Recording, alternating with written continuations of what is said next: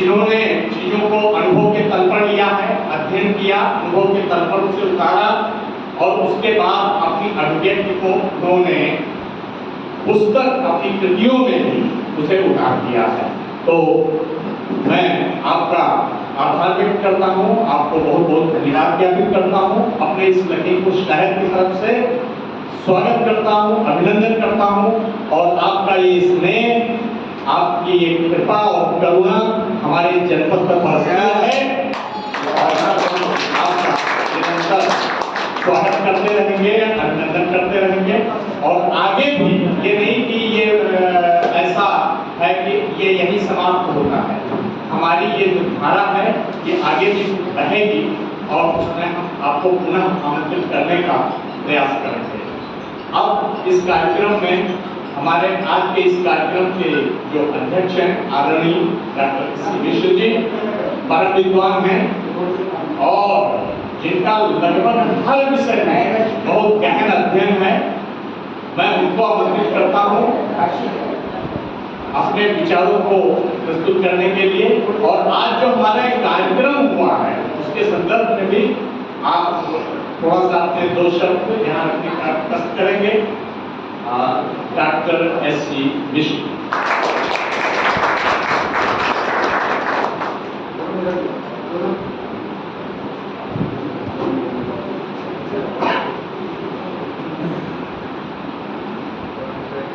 आज के इस कार्यक्रम के मुख्य अतिथि आदरणीय द्विवेदी जी, विशेष अतिथि के रूप में हमारे बीच पधारे अग्निहोत्री जी, मंच पर आसीन ज्ञानेंद्र भाई ओझा जी, मिसेस द्विवेदी, मिसेस सक्सेना और इस नगर के, मैं इंग्लिश में तो एलिट शब्द कहूँ, ऐसा विद्वत समाज सामने बैठा है जिसके सामने मुझे कहने का मन है। 2 मिनट पहले इस बात पर जो अन्य लोगों ने कहा, हमारे संजीव भाई आए, कह गए कि मेरे संकल्पों का योद्धा अभी हताश नहीं है। कल्पना करिए एक व्यक्ति की आवाज, कभी मेरे संकल्प हताश नहीं है। आपने देखा कि कर्नल साहब बुलाए तो आर्मी के एक पद के रूप में थे, लेकिन उनके अंदर एक कवि बैठा है, अपनी कविता अपनाकर चले। एक राइटर हुआ है अमेरिकन मार्क्यूस, उसने किताब लिखी है वन डायमेंशनल मैन, एक आयामी मनुष्य। मनुष्य इस भौतिक साधनों के कारण, टीवी के द्वारा प्रचार के माध्यमों से, संचार के साधनों ने उसे एक आयाम पर लाकर खड़ा कर दिया, जबकि वो बहुआयामी है। कर्नल साहब में आप कल देख रहे हैं, ये बहुआयामी है। इस शक्ल को देखिए। अभी अग्निहोत्री जी ने कहा कि सरल जीवन का कुछ उदाहरण सुनाए। कैसे उन्हें अतिथि कहूँ जिनकी शिक्षा दीक्षा यहाँ हुई है, तो हमारे अपने अग्निहोत्री जी बाहरी नहीं है, इसलिए मैं अतिथि कहने मुझे बार बार मैं अटक रहा था। मैंने कहा वो तो हमारे अपने हैं, यहीं के हैं, तो निश्चित रूप से वो उनका मार्गदर्शन और उनका सानिध्य पाकर हम गौरवान्वित निश्चित रूप से हैं। द्विवेदी जी के विषय में भी क्या कहूँ, उन पर तो पूरा एक मुझे समय लेना पड़ेगा उनके विषयों पर कहने के लिए। इतने गूढ़ विषयों पर इतनी सरल व्याख्या आपके सामने रखी गई है, लेकिन हम उस मस्तिष्क से बैठे नहीं है सुनने के लिए। जो बैठने पर हमारी क्षमता रिसेप्शन की 25 मिनट होती है और 2 घंटे हो चुके हैं, तो हम सब सोचते हैं जल्दी निपटे। तो एक गूढ़ विषय कैसे निपटेगा? नहीं निपटेगा। और उस पर लोग सवाल लेने खड़े हो जाते हैं। बड़ी विचित्र बात है। जब बालक मूल शंकर गुरु के घर गया और दरवाजा खटखटाया, तो गुरु ने कहा कौन है? बोले यही तो मैं जानने आया हूं कि मैं कौन हूं। मेरे पिताजी ने मेरा नाम मूल शंकर रखा है, लेकिन मैं ये जानने आया हूं कि मैं कौन हूं।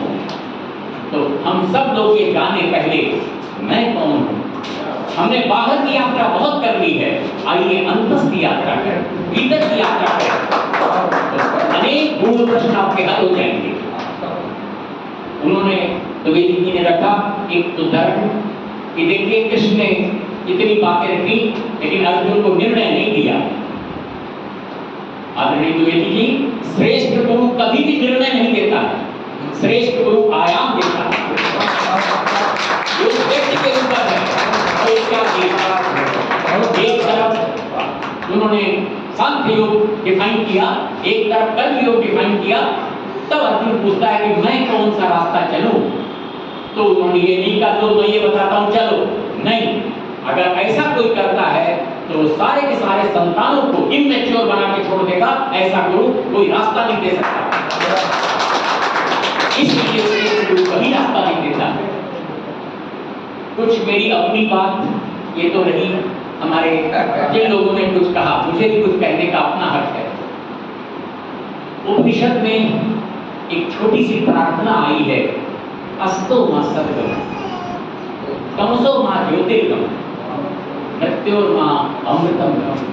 ये छोटी सी प्रार्थना बड़ी गूढ़ है और बड़ी विराट है।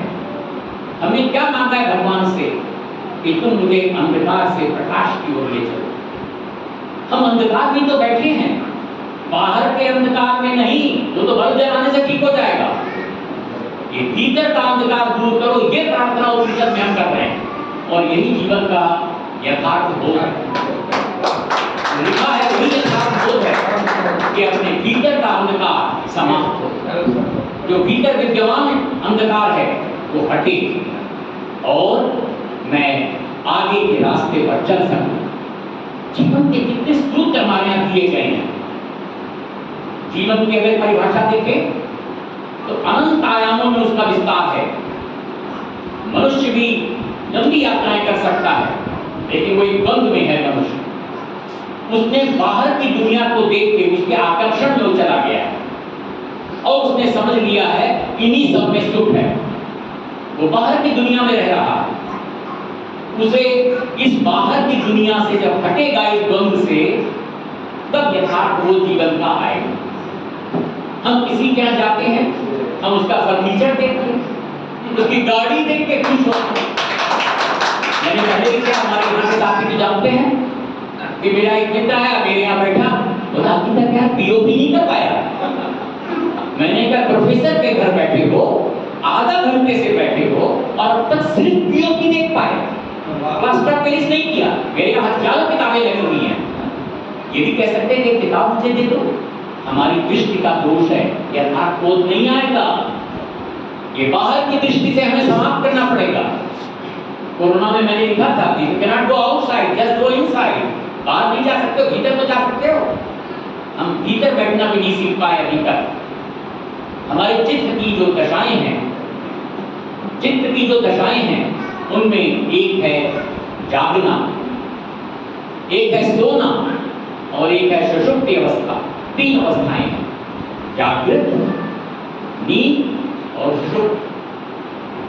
इन तीनों के बाद उपनिषद ने और आगे कहा है चौथा, तुरीय ब्रह्म, तुरीय। फिर कभी और जगह दृष्टि होगी फिर समझाऊंगा।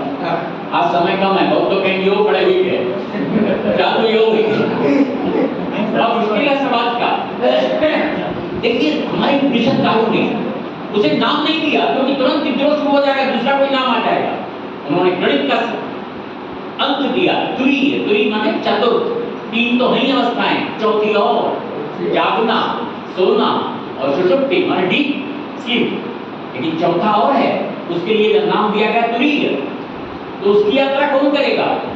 तो चौथे अंक है, उसको नाम नहीं दिया गया है, गणित का अंक दिया गया है। हमें सोचना पड़ेगा कि अपनी चीजों को, दर्शन को हम गणित की परिभाषा पर लाएं। चतुर्थ क्या है? जब आप जाग रहे हैं तो कौन जाग रहा है? जब आप सो रहे हैं तो कौन सो रहा है? जब आप गहरी नींद में चले गए तो कौन गहरी नींद में चला गया? सवेरे आप उठते हैं, आपको थोड़ा सा याद रहता है, बाकी गायब हो जाता है। क्यों? वो चौथी अवस्था जो है उसका भी हमें जानना पड़ेगा। ये मूल विषय है कि थोड़ा अर्थ और चाहते हैं, जिन पर आगे बताया जाए कि कैसे हम आगे बढ़ें। दृष्टि जब बदल जाएगी, बाहर की दृष्टि खत्म हो जाएगी, जीवन में क्रांति आ जाएगी। महात्मा बुद्ध ने घर छोड़ा तो उनका साथी जब बाहर तक छोड़ने गया, उसने कहा बुद्ध जी पीछे देख लीजिए कितना बढ़िया महल है, बुद्ध ने पीछे मुड़कर देखा, कहा वहां तो आग की लपटें हैं। उन्होंने कहा देखो सुंदर पत्नी है। उन्होंने कहा मुझे तो कोई स्त्री नहीं दिखाई देती है। उन्होंने कहा एक बहुत बढ़िया आपके लिए जीवन वहां बना हुआ है। उन्होंने कही सारे मानव खंडर हो चुके हैं। ये यथार्थ बोध है जीवन का जो महात्मा बुद्ध को हुआ था, इसलिए वो बुद्ध थे। ये यथार्थ बोध होता ही नहीं। हम अपने इस आकर्षण में लगे रहते हैं और जीवन का महात्मा बुद्ध क्यों महात्मा बने, उन्हें ये बोध हो गया ये सब जो पीछे दिख रहा है ये खंडर है, ये कुछ नहीं है। इसीलिए महात्मा बुद्ध के पास जो शिष्य जाते थे उन शिष्यों से कहते थे जाओ 3 दिन स्मशान घाट पर बैठ के आओ, फिर मेरे पास आना। बताते कुछ नहीं थे। मुश्किल क्या है, गुरु भी अलग है और शिष्य भी अलग है। गुरु भी 3 प्रकार के होते हैं, नीचे शिक्षक, उसके ऊपर गुरु, उसके ऊपर आचार्य। शिक्षक क्या है, जो आया कुछ उलट पलट गया, वो मीटिंग फैला गया करके, लो आपस फैला गया, कुछ पढ़ के आया कुछ पलट किया, वो शिक्षक है। आपके जीवन में बहुत शिक्षक आए। गुरु क्या है, जो आपके अंधकार को दूर कर दे, समस्याओं का समाधान कर दे, वो गुरु है। वो जीवन में आएगा कि नहीं, गुरु चाहिए। लेकिन एक और है आचार्य। आचार्य ने संस्कृत वाले आचार्य नहीं, जिन्होंने सांसारिक चीजों से हटा के उसके भी दर्शन को करा दे, वो आचार्य है। तो हमारे जीवन में गुरु आएगा कि नहीं, आचार्य आएगा कि नहीं, शिक्षक तो बहुत से आएंगे। जीवन का ये यथार्थ बोध हो जाए तो जीवन में क्रांति घटित हो जाएगी। और ज्यादा मैं कहूँ तो उसका यही बंद कर दूं, एक लाइन कह के बंद कर रहा हूं। 3 अवस्थाएं हैं, एक तरफ आत्मा है, एक तरफ मन है, एक तरफ देह है, शरीर है। जब तक मन देह की तरफ दौड़ता है हम सांसारिक होते हैं। जब मन ये आत्मा की तरफ चलता है तो हम आध्यात्मिक हो जाते हैं। आज इतना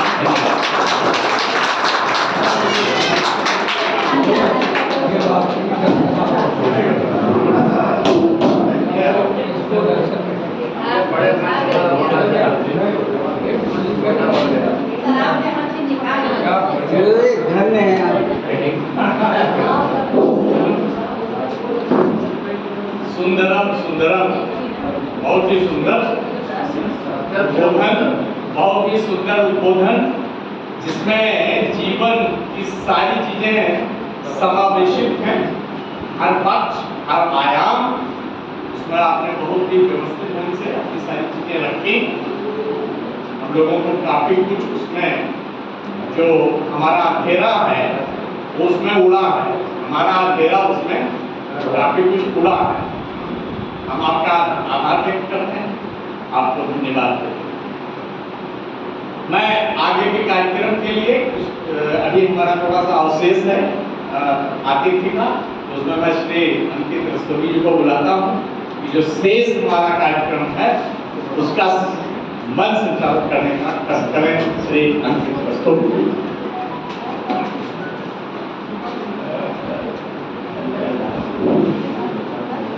बहुत बहुत धन्यवाद।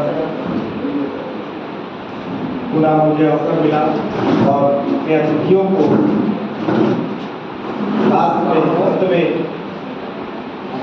धन्यवाद देने का मुझे अवसर सौभाग्य प्राप्त हुआ। ये मेरे जीवन का बहुत ही परम सौभाग्य है, बहुत ही अनमोल क्षण है।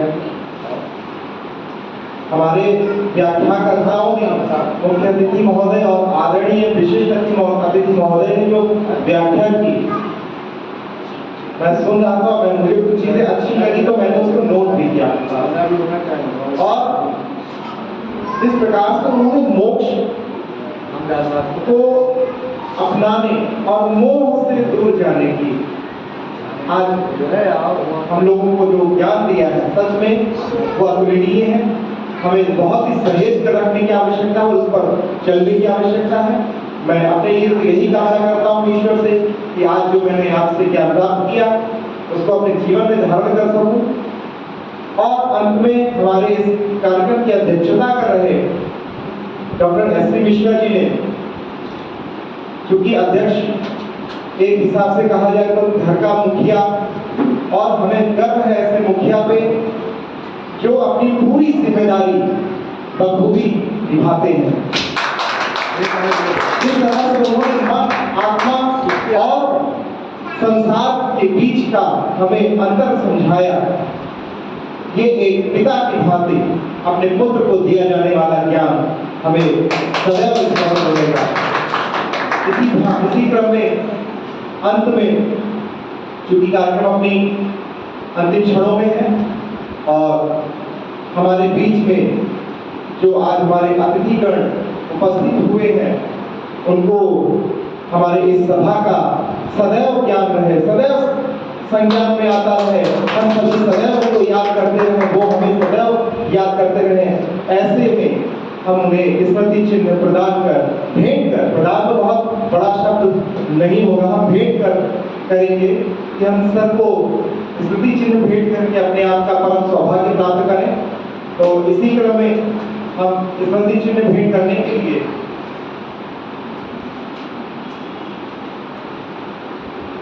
सर्वप्रथम अपने मुख्य अतिथि महोदय का आभार प्रकट करते हैं और मुख्य अतिथि महोदय को स्मृति चिन्ह भेंट करने के लिए मैं मंच पर आह्वान करता हूं हमारे मेजर वाईडी मिश्रा